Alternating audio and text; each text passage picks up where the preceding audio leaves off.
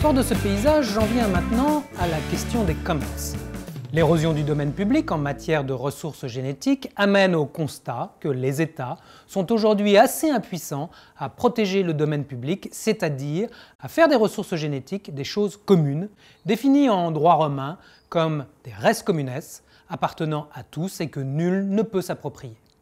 On constate plutôt que ce sont des choses sans maître, appropriables par le premier occupant, ce que le droit romain désignait sous le terme de res nullius.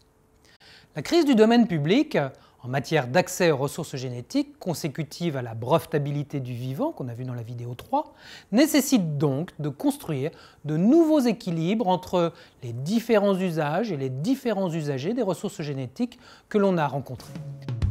Le droit de propriété intellectuelle des sélectionneurs d'innovation végétale, la nécessité de circulation des ressources génétiques, le droit des agriculteurs de produire des semences, le droit souverain des États sur leurs ressources génétiques et le droit des communautés rurales sur les variétés locales. Face à ce constat, l'institutionnalisation de Commons apparaît à un certain nombre d'acteurs, d'observateurs et d'académiques comme une réponse possible, une piste fertile à creuser, voire un avenir souhaitable. Tout en me rattachant à ce courant, je considère que la plupart des propositions allant dans ce sens manquent encore de maturité, qu'elles soulèvent en fait de très nombreuses questions encore non résolues, et je voudrais m'arrêter avec vous sur au moins 3 d'entre elles. De quels commons parle-t-on quand on applique la théorie des commons aux ressources génétiques des plantes cultivées? Quelles sont exactement les ressources communes CPR, Common Pool Resources, en jeu? S'agit-il des variétés, des gènes, de la diversité génétique, inter- ou intraspécifique, de la biodiversité cultivée dans son ensemble, de l'information génétique? Et enfin, 4e point, comment les commons, qui en tant qu'institution définissent généralement des règles d'accès contraignantes aux ressources communes, s'articulent-ils à la notion de domaine public qui, au contraire, institue le libre accès à ces ressources? Alors, ceci nous oblige évidemment à rentrer un peu plus en détail dans la théorie de Elinor Ostrom et de l'école de Bloomington. Si on reste très orthodoxe, très fidèle à la théorie de Elinor Ostrom, on peut définir un commons de la manière suivante.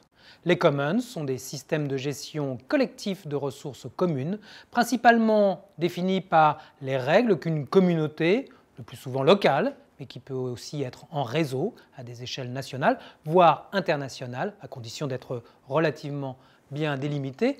Donc, les règles que ces communautés se donnent pour exploiter ces ressources en vue d'en assurer une mise en valeur optimale et durable. Historiquement, les commons étudiés par Ostrom et ses collègues portaient sur des ressources naturelles. Les cas emblématiques sont les pâturages, les eaux d'un bassin versant, les systèmes d'irrigation, les nappes phréatiques, les ressources halieutiques, etc.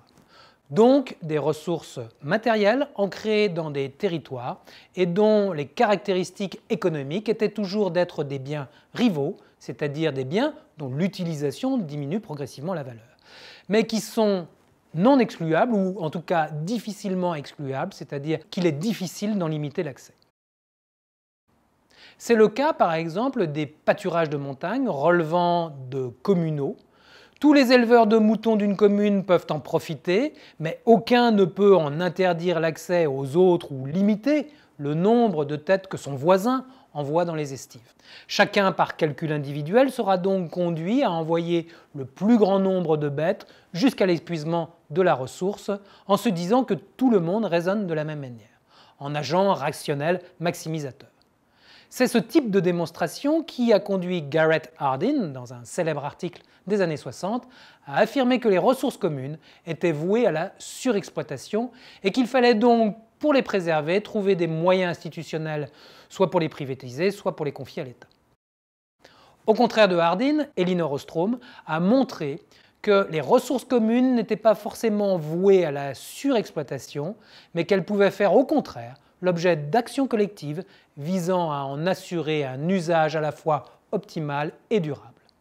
Toute l'œuvre de Ostrom a été d'analyser les conditions de l'institutionnalisation de ces règles, c'est-à-dire de comprendre ce qui permet à l'individualiste economicus que nous serions tous d'agir collectivement. Et elle a ainsi énuméré toute une série de règles collectives qui permettent à ces systèmes de ressources communes d'être efficaces et durables.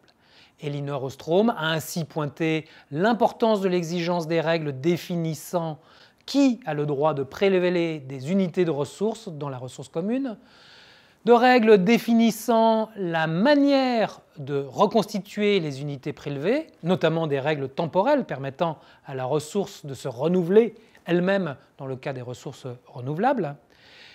Elle a également pointé l'importance des règles de surveillance mutuelle entre membres de Commons, de sanctions progressives pour éviter la multiplication des passagers clandestins qui minent la santé de l'institution, etc., etc.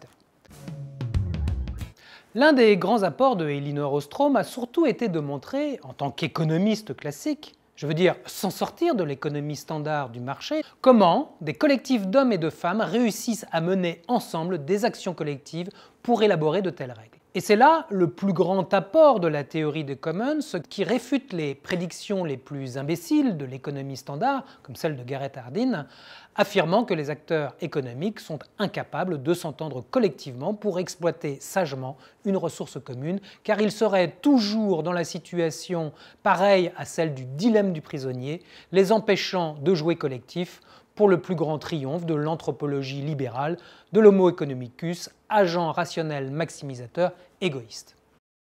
En fait, la beauté de la théorie des commons est que tout en restant dans le paradigme dominant de l'économie de marché, les commoners de Ostrom restent des agents économiques libres et calculateurs, elle réintroduit la possibilité de la coopération entre les individus qui ne sont donc plus systématiquement voués au sinistre individualisme auquel tente de nous réduire l'idéologie ultralibérale contemporaine.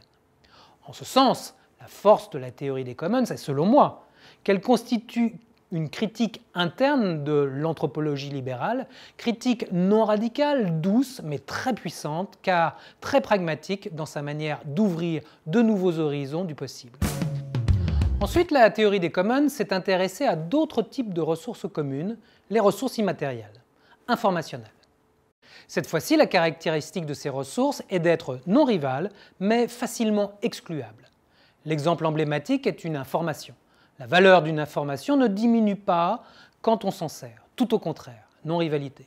Par contre, il est facile de limiter l'accès à une connaissance, excluabilité, droit d'accès, abonnement, etc. Cette petite matrice, qui est bien connue, dérive des travaux de Samuelson dans les années 50 sur les caractéristiques des biens publics. Elle montre comment, selon deux entrées, la rivalité, subtractability basse ou haute dans le tableau, et l'excluabilité, exclusion, difficile ou facile dans ce tableau, on a quatre combinaisons possibles qui distinguent les biens, goods en anglais, en quatre grandes catégories de biens.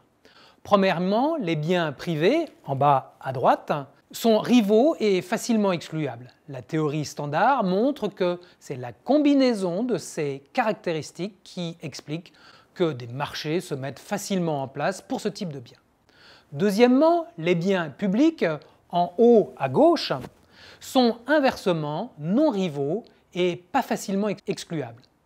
C'est cette double caractéristique qui explique qu'il n'y a pas de marché pour ce type de biens, d'où la reconnaissance de la nécessité de l'intervention de l'État pour les produire. Troisièmement, les Common Pool Resources, en haut à droite dans ce tableau, présentent la caractéristique d'être rivaux mais difficilement excluables. Ce qui veut dire que l'exploitation de ces biens diminue leur valeur, mais que le coût d'appropriation privée étant trop élevé, la propriété collective reste généralement de mise pour ces biens. Enfin, quatrième combinaison, les biens clubs non rivaux, mais facilement exclusables, sont facilement privatisables alors qu'ils pourraient très bien rester ouverts à tous puisque leur usage n'en diminue pas la valeur. En fait, la connaissance, l'information, les idées et beaucoup de ressources immatérielles présentent souvent les caractéristiques de ces biens clubs. Il est relativement facile d'en faire des biens privés, ce qui permet le développement de grands pans de l'économie, certes, mais on sait aussi que les laisser en libre accès peut aussi être socialement et économiquement plus productif. Construire des communs de la connaissance obéit donc à une logique presque inversée par rapport aux Premières analyses de Elinor Ostrom sur des ressources matérielles. L'enjeu du commun n'est plus de limiter par des règles collectives établies et acceptées par les utilisateurs l'accès à une ressource pour en limiter la surexploitation. L'enjeu est au contraire de produire des règles qui maintiennent la ressource ouverte au plus grand nombre. Il s'agit en somme d'éviter d'en faire des biens clubs facilement appropriables par une petite élite. Bon, ce sont aujourd'hui des choses relativement faciles à saisir parce que ces enjeux sont présents dans nos pratiques quotidiennes, notamment à travers l'Internet et l'économie du numérique. Toutes ces réflexions théoriques sur les commons informationnels viennent d'ailleurs largement des luttes militantes dans le secteur informatique, notamment celle de Robert Stallman pour faire de l'Internet un bien commun de l'humanité, un Global Commons, au-delà de la souveraineté des États qui aimeraient bien reprendre le contrôle sur ce précieux Global Commons qu'est l'Internet, comme on le sait tous aujourd'hui. Alors, si on importe la théorie des commons pour résoudre la crise du libre accès aux ressources génétiques, que j'ai expliqué dans les 2 précédentes vidéos, une première question essentielle se pose. Est-ce que les ressources génétiques relèvent de la logique des commons portant sur des ressources matérielles, rivales et pas facilement excluables, ou de la logique de commons portant sur des ressources immatérielles, non rivales, mais facilement excluables? Eh bien, comme les ressources génétiques sont tout à la fois des ressources matérielles et informationnelles, ça dépend. Et ça dépend essentiellement de ce que les acteurs du commons souhaitent vraiment protéger. C'est-à-dire, parmi les différents caractères de la ressource, le caractère particulier sur lequel ils concentrent leurs actions collectives. Tout dépend en somme de l'ontologie de la ressource en jeu du commons, comme nous allons le voir dans les prochaines vidéos. Avant d'en venir à ces études de cas, laissez-moi poursuivre un peu mon analyse de l'intérêt de mobiliser la théorie ostromienne comme réponse à la crise du libre accès aux ressources génétiques. Je commencerai par une série de points sur la théorie des commons elle-même. Retenez que Elinor Ostrom et ses collègues ont étudié et observé de très nombreuses situations dans lesquelles des collectifs d'hommes et de femmes réussissent à s'entendre pour mettre en œuvre des actions collectives pour permettre d'exploiter durablement des ressources communes. Les études ostromiennes ont d'abord porté pendant longtemps sur des ressources naturelles renouvelables, caractérisées en économie par le fait d'être des biens rivaux mais difficilement excluables. Retenez qu'elles se sont ensuite élargies à l'étude de commons portant sur des ressources immatérielles, informationnelles, qui présentent, elles, la caractéristique économique inverse d'être plutôt des biens non rivaux mais facilement excluables. Cette inversion de la rivalité forte et faible et de l'excluabilité facile et difficile entre ressources communes matérielles et immatérielles entraîne des logiques d'action collective très différentes. Les commons portant sur des ressources matérielles instituent des règles communes principalement contre des risques de surexploitation de la ressource par tous, tandis que les commons portant sur des ressources immatérielles concentrent leur action collective contre les risques d'appropriation de la ressource par quelques-uns. C'est une différence fondamentale entre les commons matériels et immatériels qu'il faut bien retenir. Retenez aussi que le mot « commons » désigne souvent à la fois la ressource commune elle-même et l'institution, c'est-à-dire les règles communes. Mais c'est une grave erreur de les confondre car si les ressources communes sont partout, la mise en place d'actions collectives distribuant des droits et des pouvoirs sur ces ressources sont souvent beaucoup moins nombreuses. Alors, pour éviter de voir des commons partout, il vaut mieux réserver le mot « commons » pour parler de l'institution et l'expression « ressources communes » ou « Common Pool Resources » en anglais, CPR, pour parler de la ressource en jeu de l'institution. C'est ce que j'essaie de pratiquer chaque fois que c'est possible, mais il arrive que la ressource se confonde vraiment avec l'institution, notamment quand c'est l'institution qui produit une grande partie de la valeur de la ressource. Je pense par exemple aux appellations d'origine contrôlée, les Nuits Saint-Georges, les Petites Épeautres de Provence ou les Ngoc Mam de Phu Quoc au Vietnam, où c'est l'organisation des producteurs qui produit la valeur de la ressource. Et notez bien que dans ces cas, la ressource commune, ce n'est pas la vigne, la céréale ou les petits poissons qui font le Ngoc Mam, ni même le processus de production, c'est le nom du produit qui, lui, peut avoir des effets positifs sur la conservation de la ressource. Autre point important à retenir, c'est le très grand nombre d'études de cas analysées par les Ostromiens qui expliquent la solidité de la théorie des commons et son importante portée théorique. La solidité de la théorie des commons permet d'abord de réfuter les prédictions de l'économie standard, affirmant que les acteurs économiques ne peuvent pas s'entendre collectivement pour se donner des règles communes en vue de gérer l'accès, les usages, l'entretien, la conservation d'une ressource commune. La solidité de la théorie des commons est aussi fondée sur l'inventaire de toutes les conditions économiques, sociales et institutionnelles qui permettent à des collectifs de construire et de mettre en œuvre ces règles communes. Il en résulte, et c'est un autre point tout à fait capital, que les conditions pour qu'un commons fonctionne sont nombreuses et difficiles à réunir et à maintenir. En somme, les commons ne vont pas de soi chaque fois qu'il y a une ressource commune à gérer. Ils réclament non seulement beaucoup de volonté et d'engagement de la part des usagers de la ressource commune, mais aussi de nombreuses conditions externes, et notamment un environnement juridique, voire judiciaire, propice à l'agir collectif.